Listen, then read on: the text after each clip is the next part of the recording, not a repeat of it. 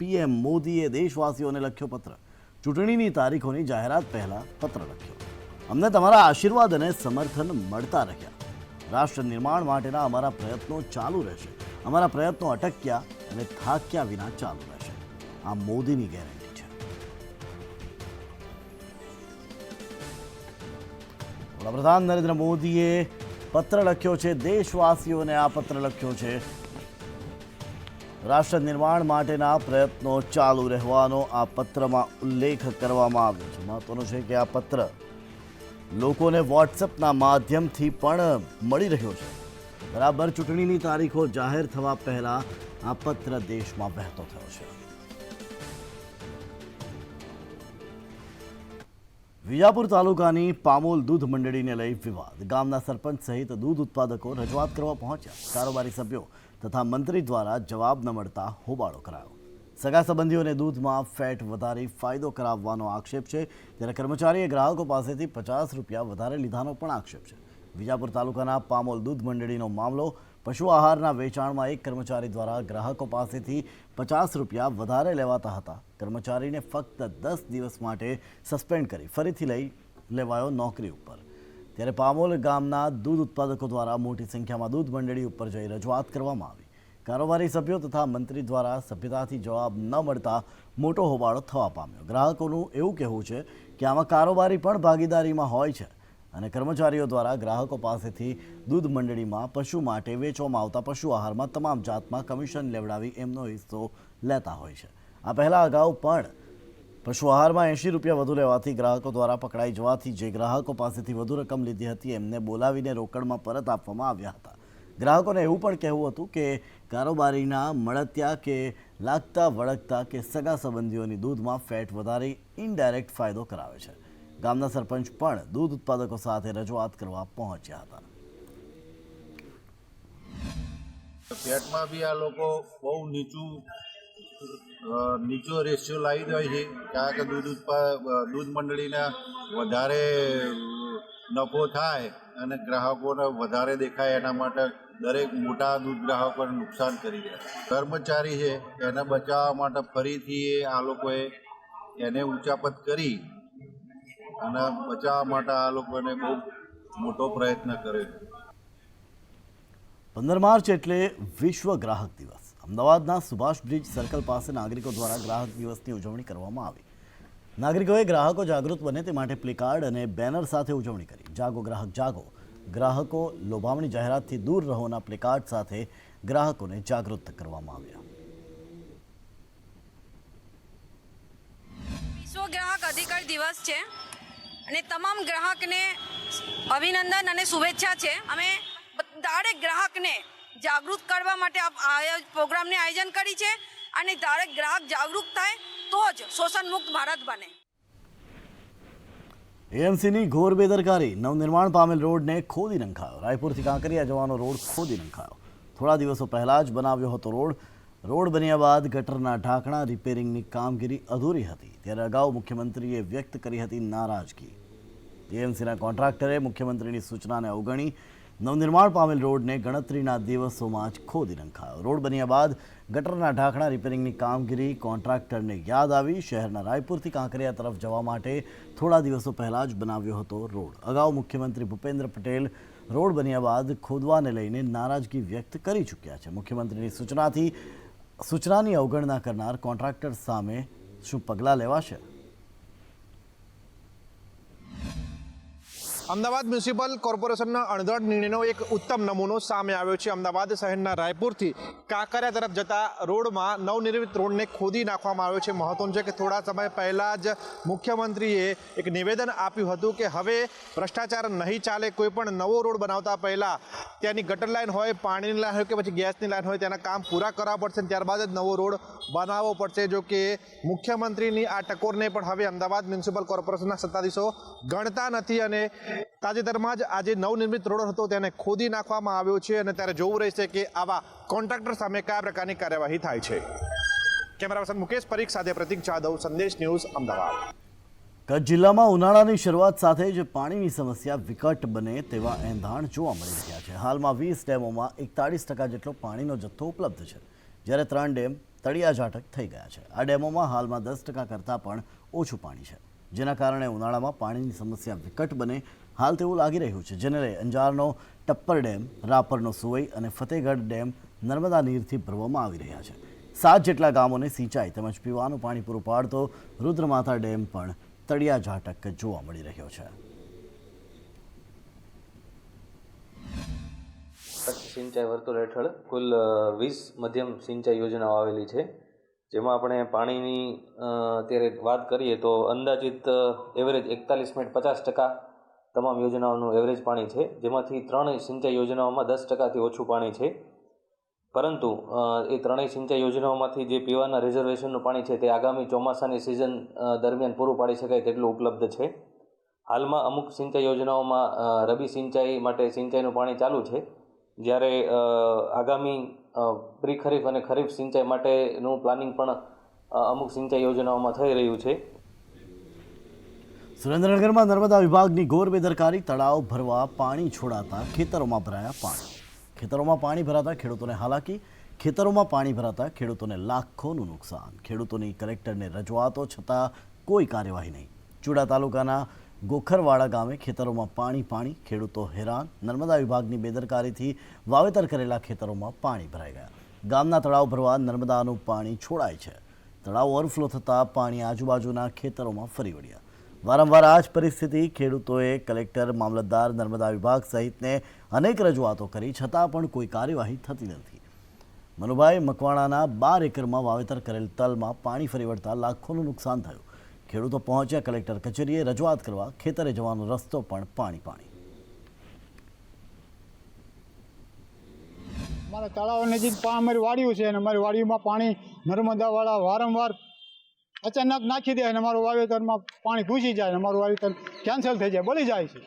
અને વારંવાર આ લોકો 12 મહિનામાં 2-3 દાન આવું કરે અને અમારે વારંવાર અબજો રૂપિયાનું નુકસાન થાય છે અને કોઈ જવાબ અધિકારીઓ દેતા નથી. મામલતદારને અરજી આપતા, કલેક્ટર સાહેબને અરજી આપતા, મેયરવાળાને અરજી આપતા, પણ કોઈ જવાબ દેતા નથી. અને અત્યારે હાલમાં પાણી ચાલુ છે, અમારી વાડીમાં ઘૂસી ગયું પાણી. હવે અમારે જમીન વાવી કે ન વાવી અમારે ખેડૂતો સાહેબ, અમે આનો કંઈક રસ્તો અમને કરી દઈએ તો સારું, નકર અમારે મરવાનો વારો આવ્યો. પંચમહાલના ગોધરાના અંતરિયાળ વિસ્તારમાં આવેલા આંગડિયામાં પેટા આરોગ્ય કેન્દ્રના અભાવે હાલાકી ભોગવવાનો વારો આવ્યો છે. આંગડિયા ગામ અંદાજે 4000થી વધુની વસ્તી ધરાવે છે, છતાં વસ્તીના ધોરણે આજ દિન સુધી પેટા આરોગ્ય કેન્દ્ર ફાળવવામાં આવ્યું નથી. હાલ આ ગામનું જોડાણ ભામૈયા આરોગ્ય કેન્દ્રમાં છે, જે અંદાજિત અહીંથી 20 કિલોમીટર દૂર છે, પરંતુ વાહન વ્યવહારનો અભાવ છે. અનેક માંગણીઓ છતાં નિરાકરણ ન આવતા ગામ લોકોએ ચૂંટણી બહિષ્કારની ચીમકી ઉચ્ચારી છે.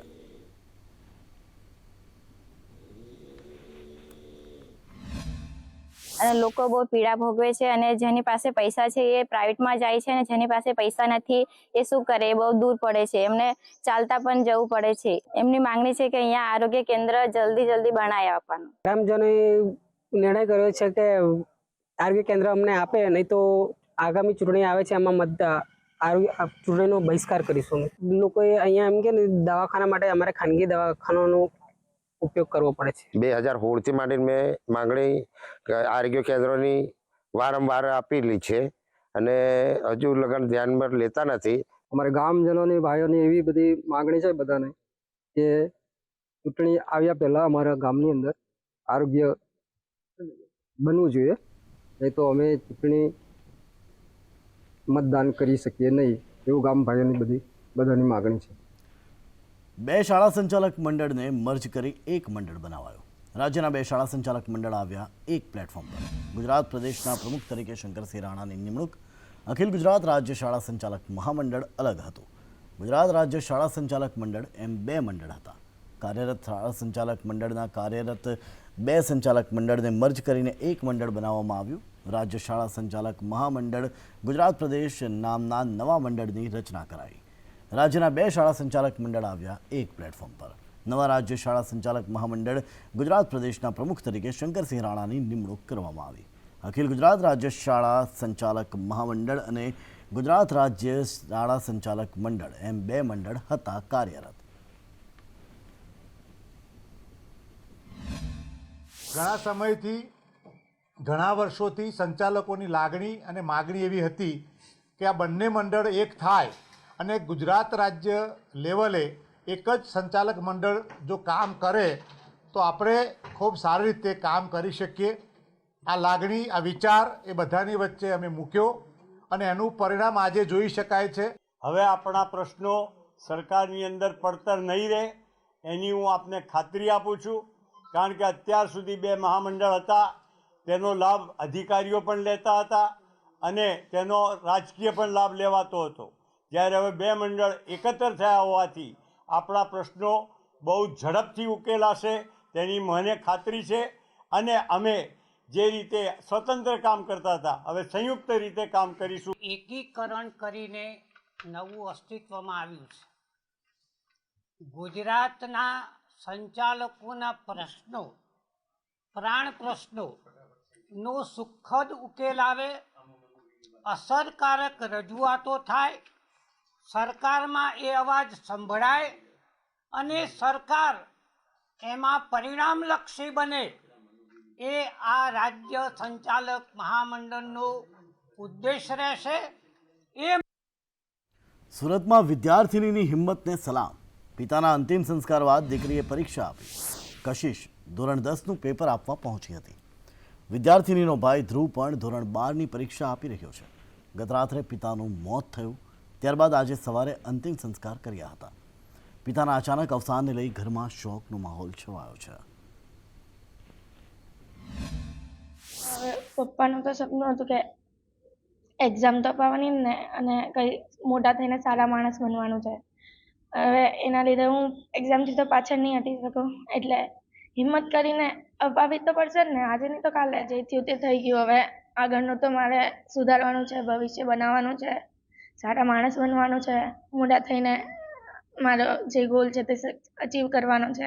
પપ્પા તો એમ જ કહે કે જે બી બનો તે બસ સારા માણસ બનો, એટલે એમ કોઈ પ્રકારનું દબાણ નહીં કે ના તું આજ બન, તારી મરજી જે બનવું હોય બન, પણ સારી વ્યક્તિ બન પહેલે.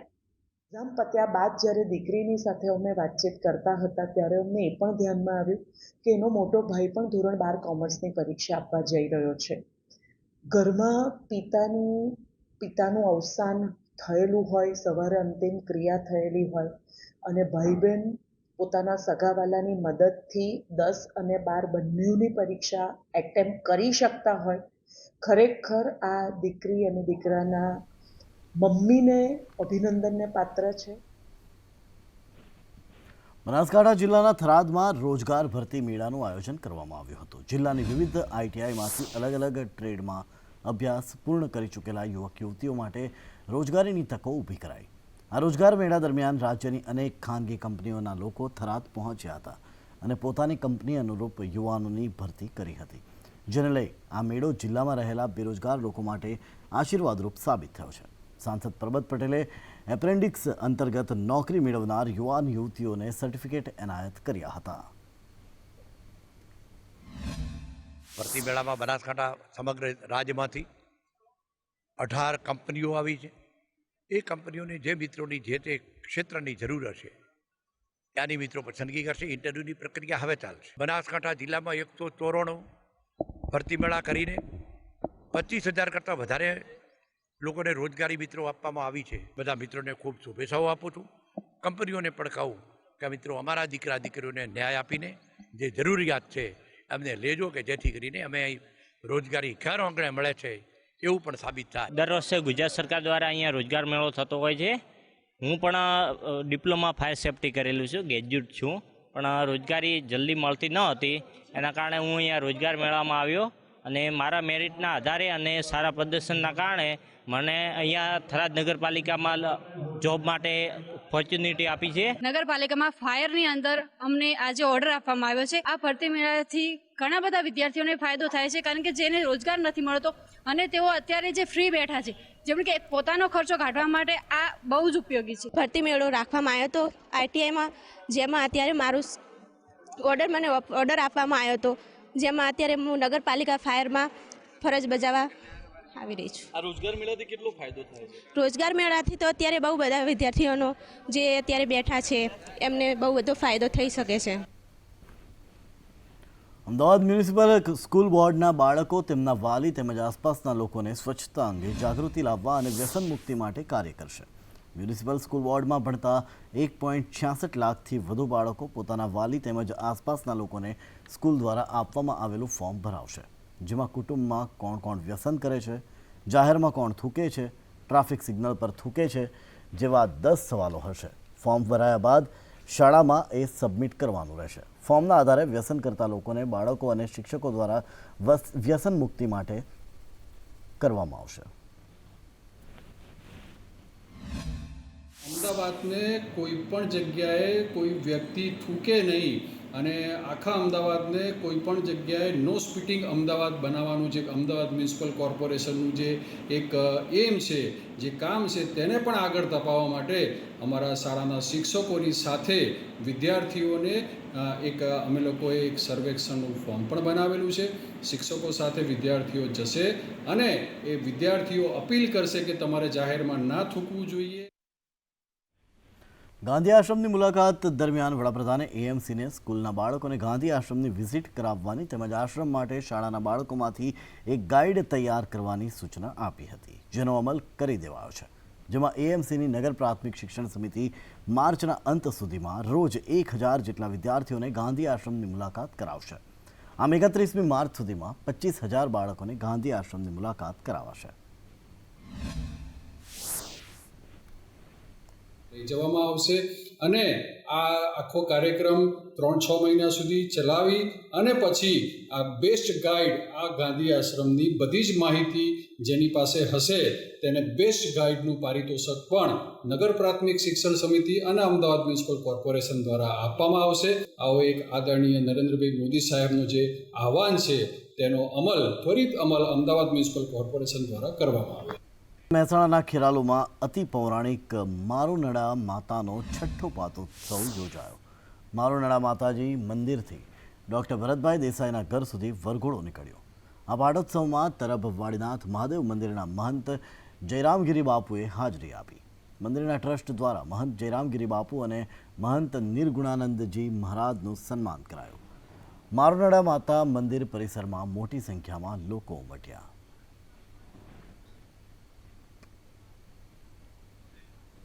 રાજકોટમાં ઢાંક ગામે ડુંગરેશ્વર મહાદેવ મંદિરમાં સેવા પૂજા કરતા પથિક મુનિ બાપુએ 12 જ્યોતિર્લિંગ અને 4 ધામની દંડવત યાત્રા શરૂ કરી. તેઓ તારીખ 28 ઓક્ટોબર 2023ના રોજ દંડવત યાત્રાએ નીકળ્યા હતા અને 130 કિલોમીટરનું અંતર કાપી સોમનાથ ખાતે પ્રથમ જ્યોતિર્લિંગના દર્શન કર્યા હતા અને આજે 15 માર્ચે પોરબંદર ખાતે પહોંચતા રાજપૂત સમાજના આગેવાનો દ્વારા તેઓનું સ્વાગત કરવામાં આવ્યું હતું. પથિક મુનિ બાપુની કેદારનાથ ખાતે દંડવત યાત્રા પૂર્ણ થશે. આ દંડવત યાત્રા પૂર્ણ કરતા 12 થી 15 વર્ષ જેટલો સમય લાગશે.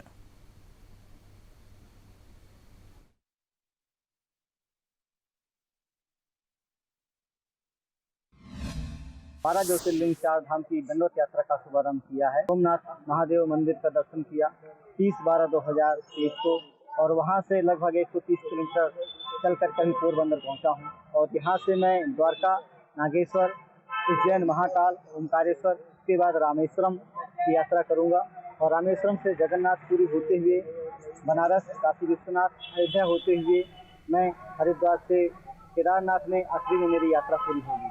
लगभग 12 से 15 वर्षों की यह यात्रा है.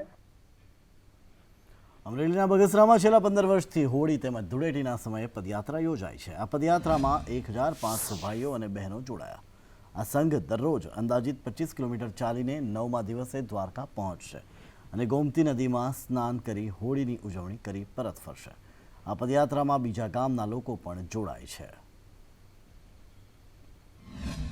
બગસરાથી ભરવાડ સમાજ પગયાત્રા ભાઈઓ તથા બહેનો આજે અમે બપોરે 3 વાગ્યા નીકળી ગયા છીએ અને 9 દિવસે દ્વારકા પૂગશું. દ્વારકાધીશના દર્શન કરી અને બધા પાછા નીકળી જાય. બોલો દ્વારકાધીશની જય.